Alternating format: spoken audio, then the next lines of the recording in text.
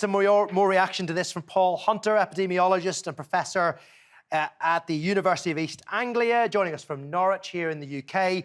Paul, you'll have been listening into some of that. Eric was saying that experts in Austria don't think this measure will be perhaps as effective as the government would like to think it would be. What's your opinion?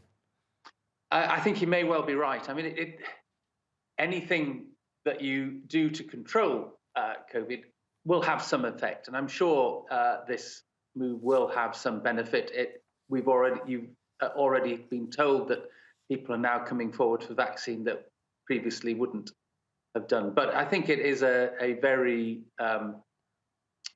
blunt instrument to control this, and ultimately whether it has much benefit or not, I guess, depends on how well it's implemented, how well it's measured and maintained. And to a certain extent, there are other interventions that may well be more powerful, like helping and identify cases and ensuring that people who are infected are self-isolate, which I think would have would be more effective than just this sort of general blanket ban, I think.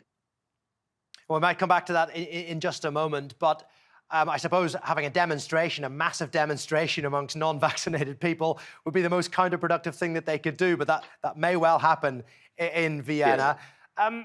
Broadening this topic out a little bit, Europe again seems to be the epicenter of rising numbers of cases. Why is Europe so vulnerable? Well, I think there's a number of reasons going on here. First of all, Europe was amongst the first countries in the world to vaccinate. The UK was ahead of Europe by about 4 to 6, maybe 8 weeks.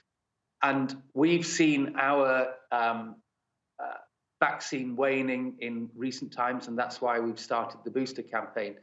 I think in Europe, the waning of the initial antibody response, vaccine response, was delayed a bit, and so you're seeing cases now.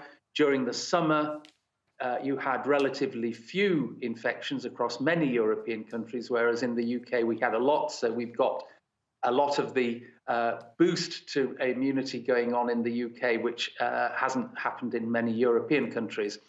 Interestingly, if you look at Romania has got a very low vaccine uptake, but it had a very, very high epidemic of coronavirus a few weeks back, but already you're seeing pretty dramatic falls in case numbers in Romania. So it's a balance here between immunity from the vaccine and immunity from prior infection, and the two working together to bring down case numbers. And in many parts of Europe, you haven't got the immunity from natural infection at the moment.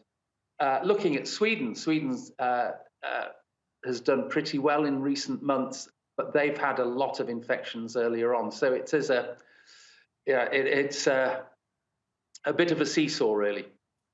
Well, Paul, I was going to ask you about the most effective measures as we approach winter, but my suspicion is we're going to be here again discussing this in the weeks and say 6, 8 weeks to come. So we'll leave it there. Thank you very much indeed, Paul Hunter.